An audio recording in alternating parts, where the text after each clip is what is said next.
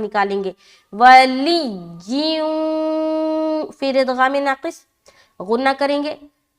उसके बाद वला नसीर, वाव ज़बर वा, लाम अलिफ ज़बर ला, वला, नून ज़बर ना, सौद या ज़ेर सी, सौद को मोटा, सी, रा दो ज़ेर रिन, जब यहाँ पर स्टॉप करेंगे रा साकिन बन जाएगा। रा साकिन बन जाएगा तो रा मोटा होगा या बारीक। बताया था कि रा साकिन से पहले या साकिन हो तो रा हर हाल में बारीक रहेगी।